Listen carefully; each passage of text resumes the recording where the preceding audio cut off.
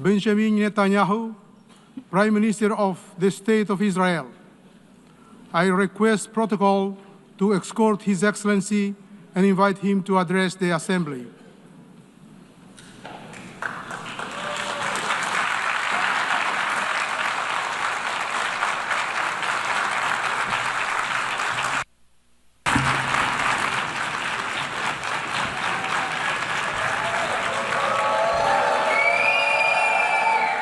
Please, order in the hall.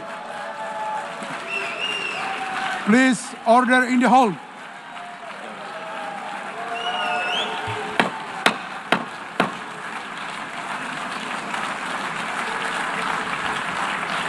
Please, order in the hall.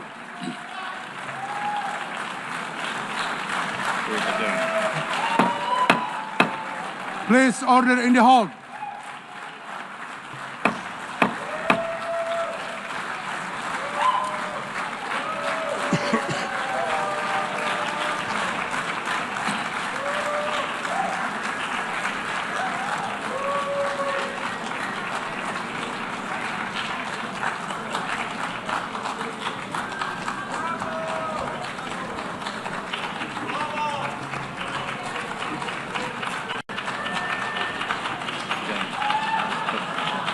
Please, order in the hall, and please be seated.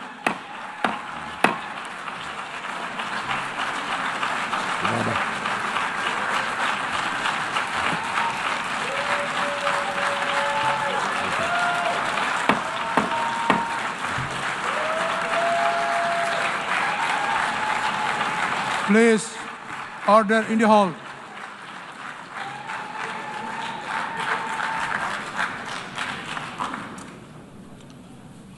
Mr. President, the families of our dear hostages languishing in the dungeons of Gaza, ladies and gentlemen, last year I stood at this podium and I showed this map.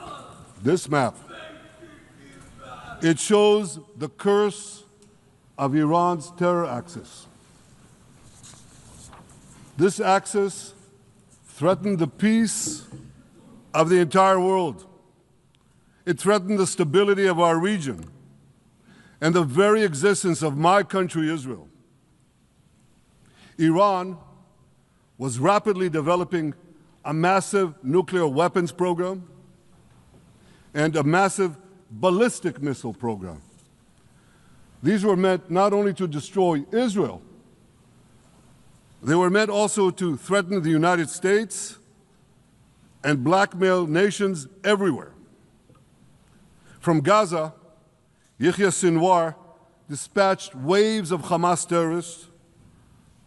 They stormed into Israel on October 7th and committed acts of unspeakable savagery. From Lebanon, Hassan Nasrallah had launched thousands of missiles and rockets at our cities, terrorizing our citizens. In Syria, the murderous dictator Assad hosted Iran's forces, tightening a noose of death around our throats. In Yemen, the Houthis launched ballistic missiles at Israel while choking global trade at the mouth of the Red Sea. So what's happened over the past year? We've hammered the Houthis, including yesterday. We crushed the bulk of Hamas's terror machine. We crippled Hezbollah, taking out most of its leaders and much of its weapons arsenal. You remember those beepers, the pagers? We paged Hezbollah, and believe me, they got the message. And thousands of terrorists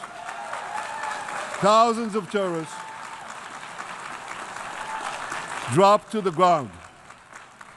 We destroyed Assad's armaments in Syria. We deterred Iran's Shiite militias in Iraq. And most importantly, and above anything else that I could say to you or that we did in this past year, in this past decade, we devastated Iran's atomic weapons and ballistic missiles programs.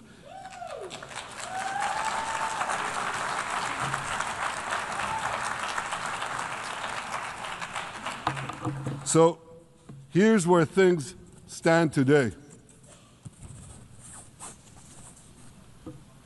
Half the Houthi leadership in Yemen, gone.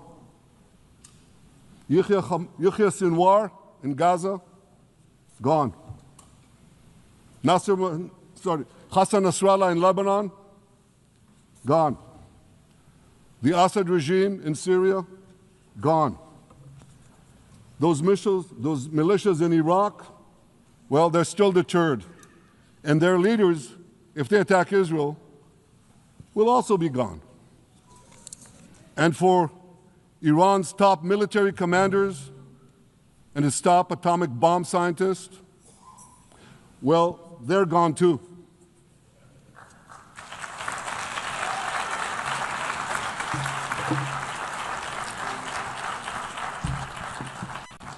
Israel's 12-day war with Iran, which I renamed Operation Rising Lion, that's from the Bible. This 12-day war will go down in the annals of military history. Our daring pilots neutralized Iran's missile defenses and took control of the skies over Tehran. And you saw this. Israeli fighter pilots and American B-2 pilots bombed Iran's nuclear enrichment sites. I want to thank President Trump for his bold and decisive action.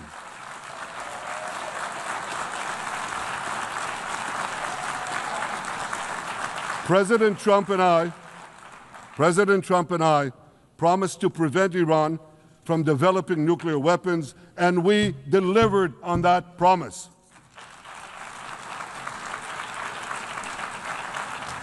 We removed an existential threat to Israel, and a mortal threat to the civilized world.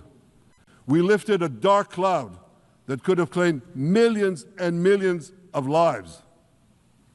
But, ladies and gentlemen, we must remain vigilant. We must remain absolutely clear-minded and vigilant.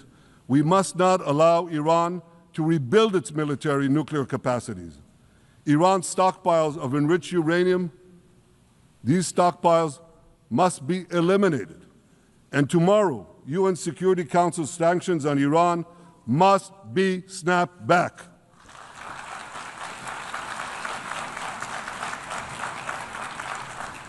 Thanks to the resolve of our people, the courage of our soldiers, and the bold decisions we took, Israel rebounded from its darkest day to deliver one of the most stunning military comebacks in history.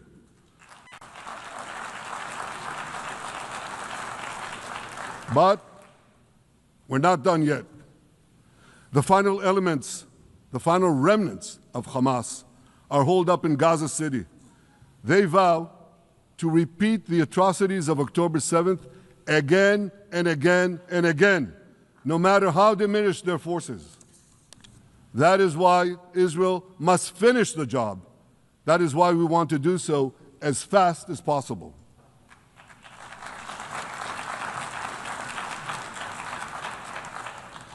Ladies and gentlemen, much of the world no longer remembers October 7th.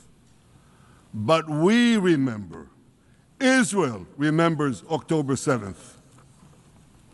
On that day, well, I'll tell you, you can remember October 7th too. You see this large pin here? It's a QR code. What I ask you to do is hold up your phones, zoom in, and you too will see why we fight and why we must win. It's all in here. On October 7th, Hamas carried out the worst attack on Jews since the Holocaust. They slaughtered 1,200 innocent people, including over 40 Americans and foreign nationals from dozens of countries represented here. They beheaded men. They raped women. They burnt babies alive. They burnt babies alive in front of their parents. What monsters! And these monsters took more than 250 people hostage. And those included Holocaust survivors, grandmothers and their grandchildren. Who takes hostage grandmothers and grandchildren? Hamas does. So far, we've brought home 207 of these hostages, but 48 still remain in the dungeons of Gaza. 20 of them are alive, starved, tortured, deprived of any daylight, deprived of humanity. These are the names of the 20 living hostages. Matan Angrest, Gali and Zerv Berman, brothers, Elkanah Buchbot, Rom Braslavsky, Nimrod Cohen, Ariel and David Cunyo, another pair of brothers, Guy Gilboa Dalal, Eviatar David. You saw the picture of Eviatar David, emaciated, forced to dig his own grave.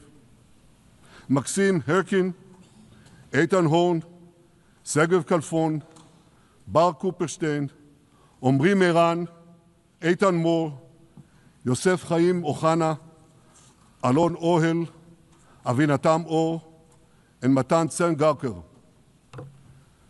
Now, ladies and gentlemen, I want to do something I've never done before. I want to speak from this forum directly to those hostages through loudspeakers. I've surrounded Gaza with massive loudspeakers connected to this microphone in the hope that our dear hostages will hear my message. And I'll say it first in Hebrew and then in English. אחינו הגיבורים, מדבר ראש הממשלה בנימין נתניהו. אני פונה עליכם מעל בימת האו"ם. לא שכחנו אתכם, אפילו לא לשנייה. העם כולו איתכם, ואנחנו לא נשקוט ולא נרפה עד שנחזיר את כולכם הביתה, החיים והחללים כאחד.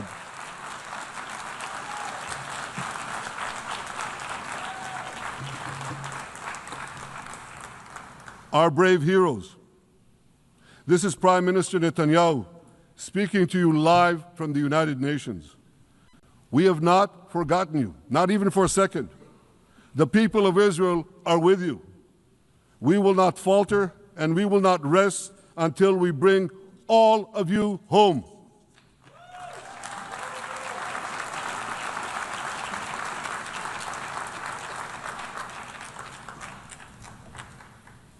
Ladies and gentlemen, thanks to special efforts by Israeli intelligence, my words are now also being carried. They're streamed live to the cell phones of Gazans. So to the remaining Hamas leaders and to the jailers of our hostages, I now say, lay down your arms. Let my people go. Free the hostages, all of them, the whole 48. Free the hostages now.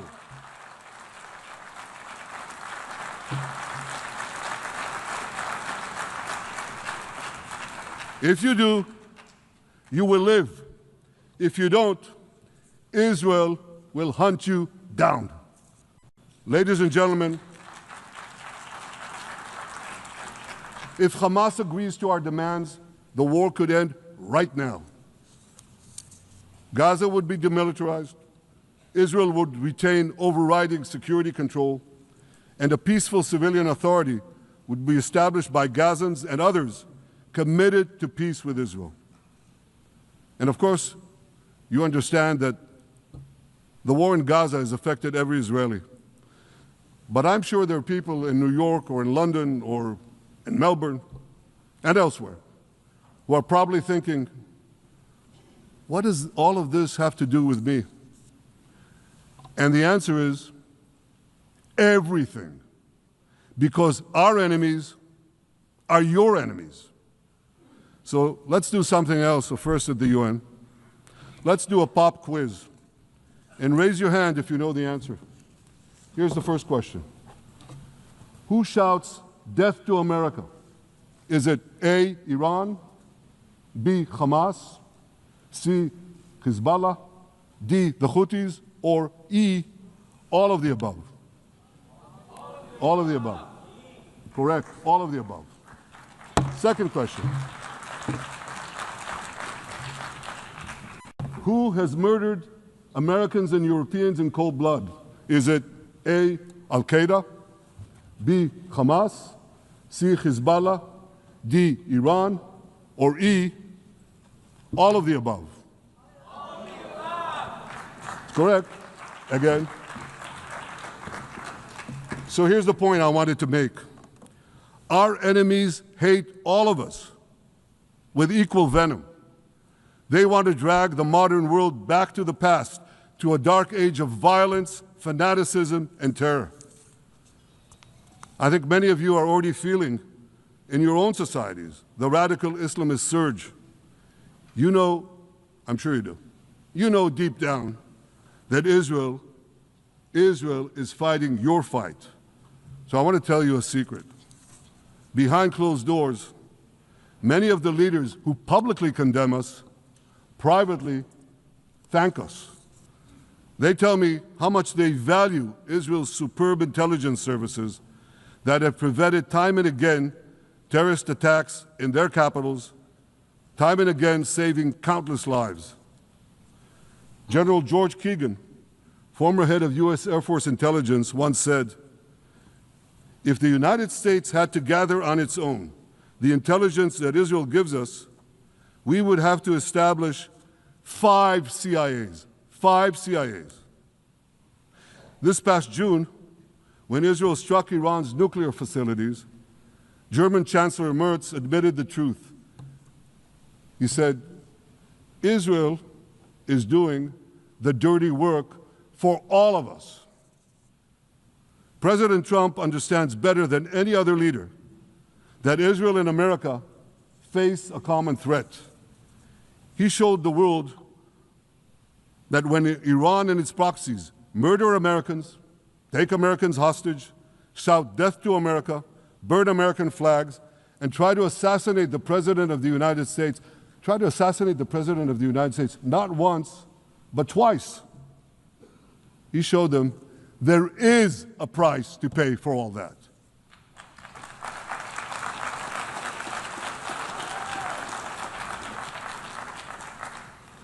But regrettably, many leaders who are represented in this hall, they send a very different message. Sure, in the days immediately following October 7th, many of them supported Israel. But that support quickly evaporated when Israel did what any self-respecting nation would do in the wake of such a savage attack. We fought back. Now just imagine, just sit back for a second and imagine an attack against America proportioned to the attack against Israel on October 7th. Imagine a regime, a terror regime, dispatching thousands of terrorists to invade the United States. They massacre 40,000 Americans. They take 10,000 Americans hostage. What do you think America would do? You think America would leave that regime standing? You don't think that. No way, not a chance. The United States would wipe out that terror regime and ensure that such savagery would never threaten America again. This is precisely what Israel is doing in Gaza. We're wiping out the terror regime of Hamas and ensuring that this savagery will never threaten Israel again. That's what we are doing. That's what any self-respecting government would do.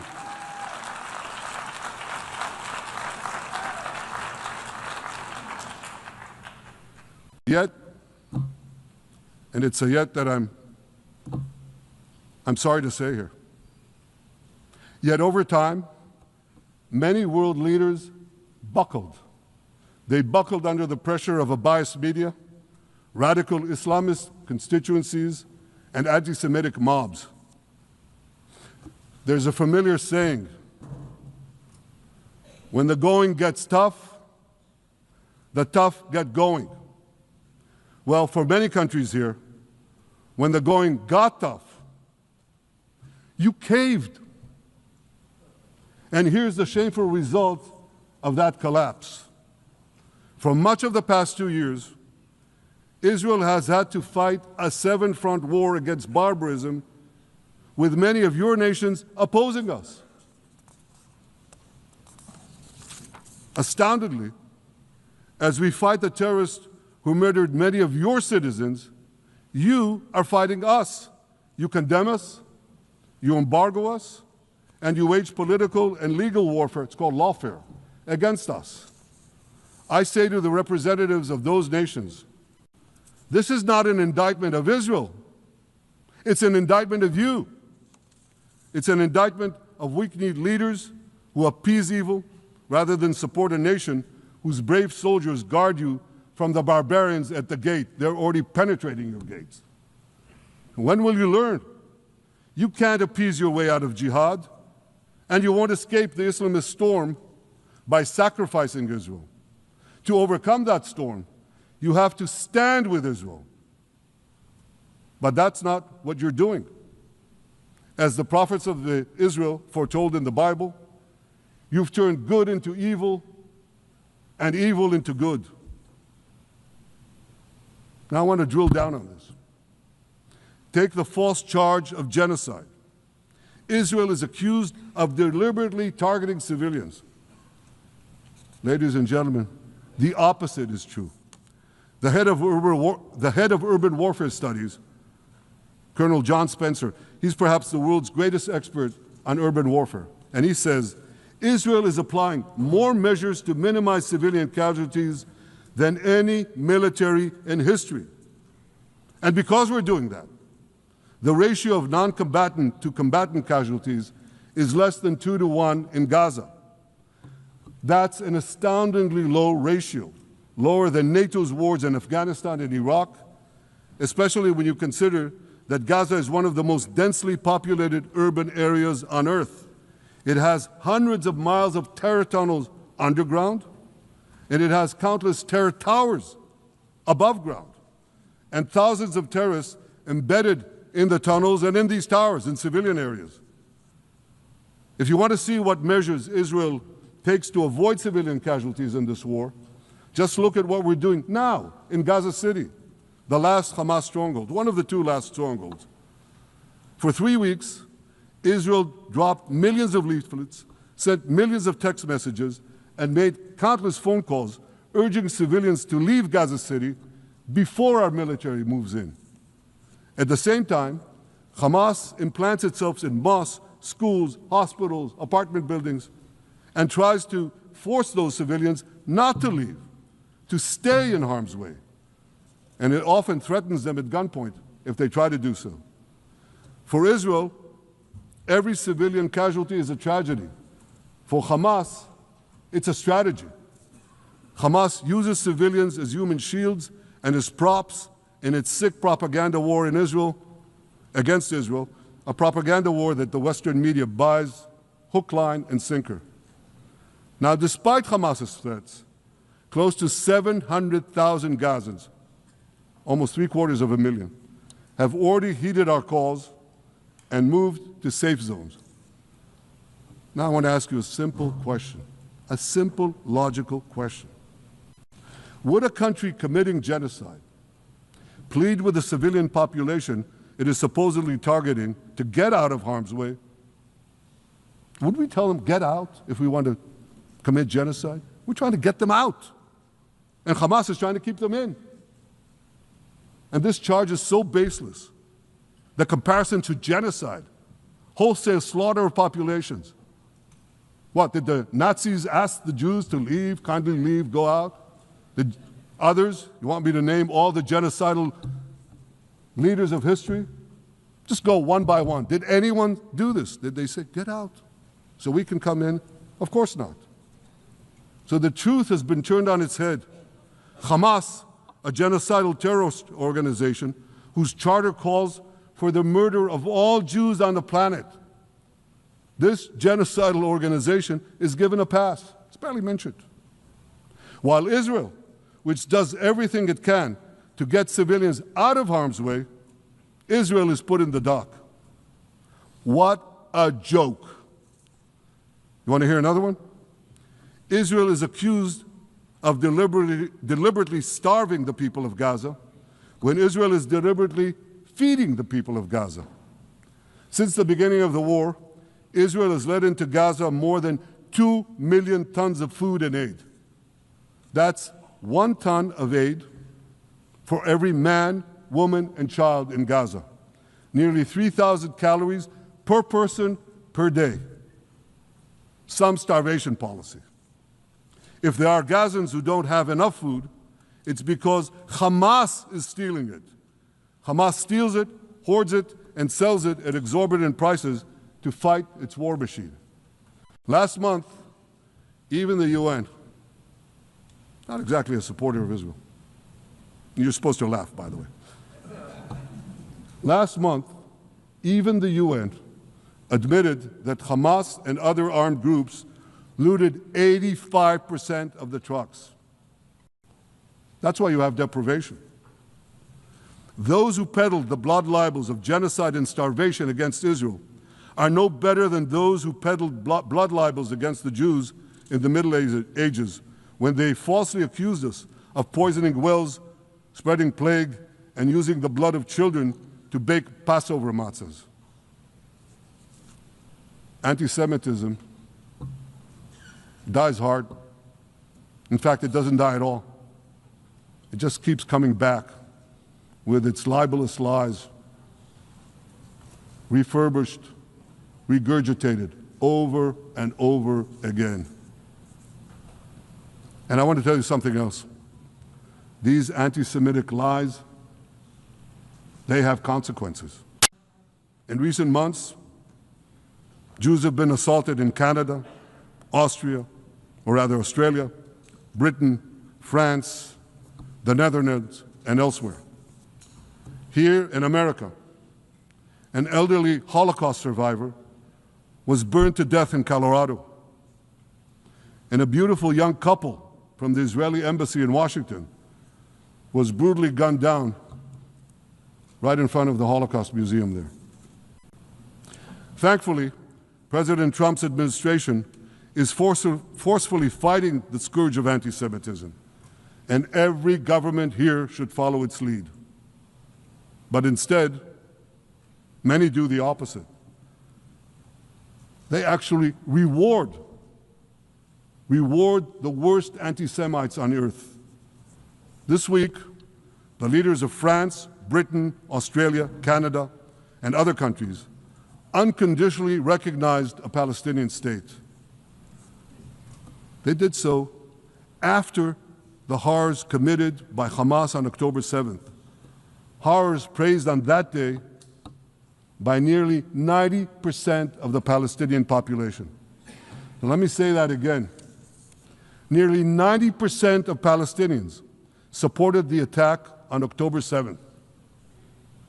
It's not supported only, they celebrated it. They danced on the rooftops. They threw candies. That's both in Gaza and in Judea, Samaria, the West Bank, as you call it. And it's just the way they celebrated another horror, 9/11. They danced on the rooftops. They cheered. They threw candy. You know what message the leaders who recognize the Palestinian state this week sent to the Palestinians? It's a very clear message. Murdering Jews pays off. Well, I have a message for these leaders. When the most savage terrorists on earth are effusively praising your decision, you didn't do something right. You did something wrong, horribly wrong. Your disgraceful decision will encourage terrorism against Jews and against innocent people everywhere. It will be a mark of shame on all of you. But wait a minute, Mr. Prime Minister, they tell me. Wait a minute. We believe in a two-state solution where the Jewish state of Israel will live side by side in peace with the Palestinian state. There's only one problem with that. The Palestinians, they don't believe in this solution. They never have. They don't want a state next to Israel. They want a Palestinian state instead of Israel. And that's why every time they were offered a Palestinian state, but were required to end the conflict with Israel and recognize the Jewish state, every time, over the decades, they turned it down. And that is why every time they were given territory, they used it to attack us. In fact, they effectively had a Palestinian state in Gaza. So what did they do with that state? Peace? Coexistence? No. They attacked us time and time again. Totally unprovoked. They fired rockets into our cities. They murdered our children. They turned Gaza into a terror base from which they committed the October 7th massacre. So here's the uncomfortable truth. The persistent Palestinian rejection of a Jewish state in any boundary is what has driven this conflict for over a century. It is still driving it. It's not the absence of a Palestinian state. It's the presence and existence of a Jewish state. And I find it amazing, that the foreign chancelleries and the ministries and all those who pontificate about this, and the leaders, how can they not see this basic truth when it is repeated again and again and again ad nauseum? And I want to say something else. This rejection of a Jewish state not only applies to Hamas, it also applies to the so-called moderate Palestinian Authority. You should know that the Palestinian authorities pays terrorists to slay Jews. The more Jews the terrorists slay, the more the Palestinian Authority pays. The Palestinian Authority names its government buildings, its public squares, its schools, after the mass murderers of Jews, which they glorify as martyrs. They pay and glorify not just the killer of Jews, but also killers of Christians. Christians like Taylor Force, an American veteran who was brutally murdered in Israel by Palestinian terrorists. But, that I hear from the Western leaders.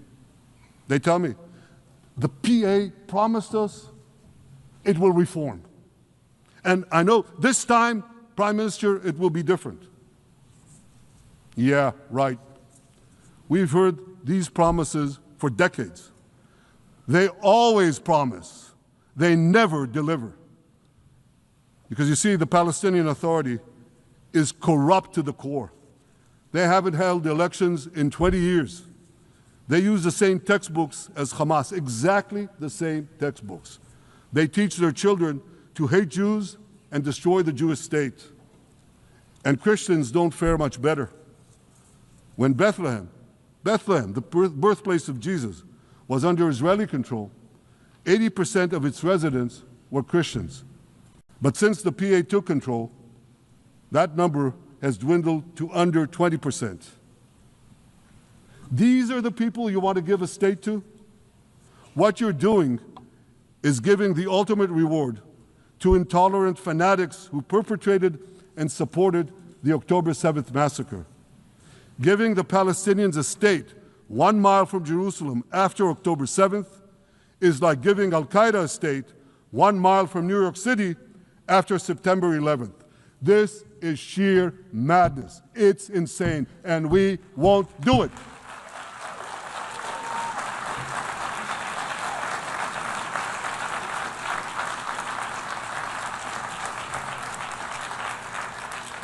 So here's another message to those Western leaders. Israel will not allow you to shove a terror state down our throats. We will not commit national suicide because you don't have the guts to face down a hostile media and anti-Semitic mobs demanding Israel's blood. And I want you to grasp something else, which is also distorted in the media. I say this not only in my name or the name of my government, but on behalf of all the people of Israel. Last year, there was a vote in the Knesset, our parliament, whether or not to oppose the imposition of a Palestinian state. You want to guess what the results were? Out of 120 members of our parliament, 99 voted against and only 9 supported. That's over 90%. It's not a fringe group. It's not the prime minister who himself is extreme or he's held hostage by extreme parties to his right. It's over 90% of Israelis.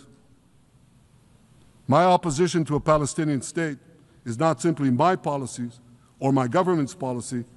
It's the policy of the state and people of the State of Israel.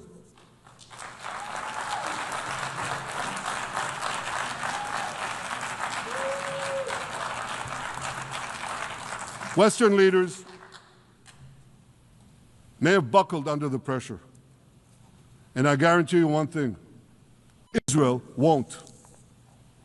Israel's victories over the Iranian...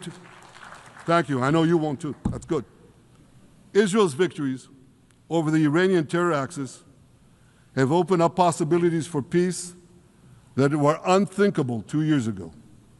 Take Syria. For decades, the very idea of peace between Israel and Syria seemed unimaginable. Well, no more. Today, we have begun serious negotiations with the new Syrian government. I believe an agreement can be reached that respects Syria's sovereignty and protects both Israeli security and the security of the minorities in the region, including the Druze minority.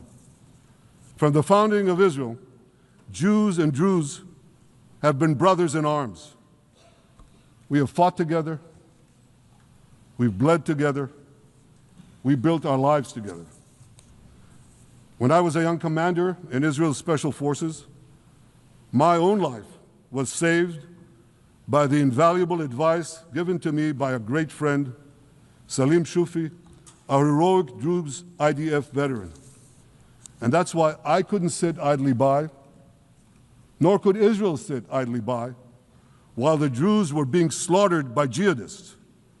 And I instructed our forces to stop the massacre, which they promptly did. Peace between Israel and Lebanon is possible as well. I call on the Lebanese government to also begin direct negotiations with Israel. I commend it for its declared aim to disarm Hezbollah. But we need more than words. If Lebanon takes genuine and sustained action to disarm Hezbollah, I'm sure we can achieve a sustainable peace. Of course, until that happens, we will take whatever action we need to defend ourselves and to maintain the conditions of the ceasefire which was established in Lebanon. Our goal is not merely to monitor Hezbollah's actions, but to prevent them from violating the ceasefire and attacking us at any time. But I'm sure that if the Lebanese government persists in its goal of disarming Hezbollah, peace will come very speedily and very readily. Victory over Hezbollah has made peace possible with our two Arab neighbors in the north.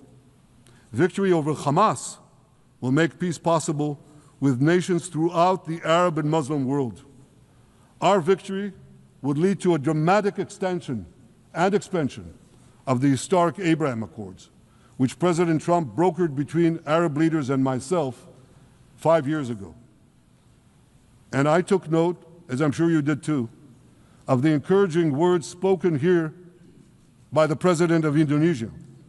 This is the country with the largest Muslim population of all nations.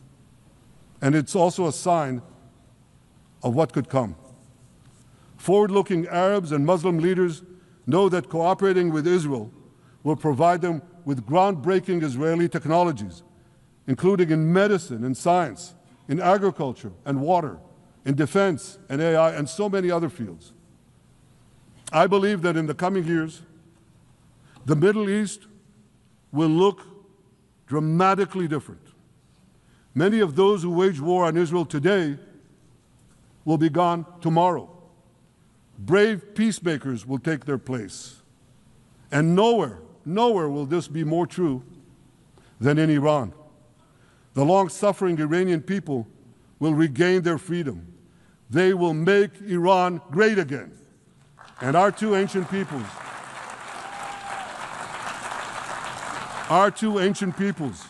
the people of Israel and the people of Iran, will restore a friendship that will benefit the entire world.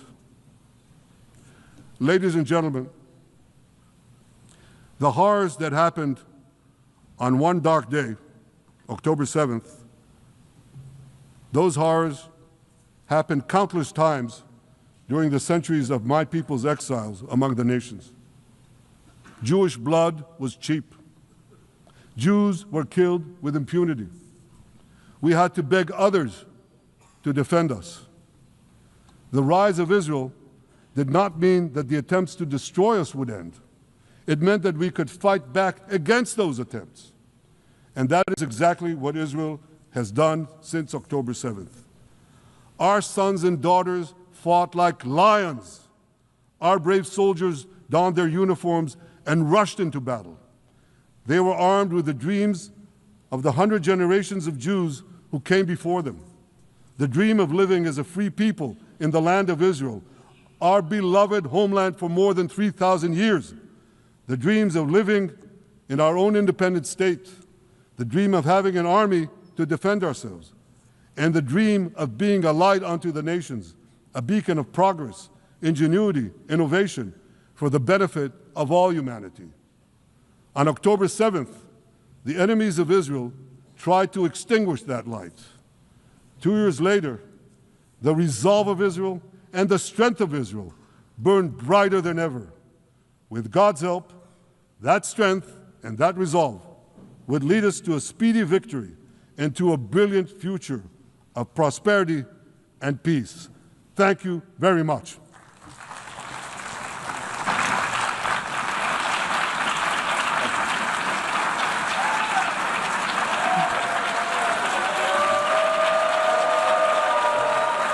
On behalf of the Assembly, I wish to thank the Prime Minister of the State of Israel,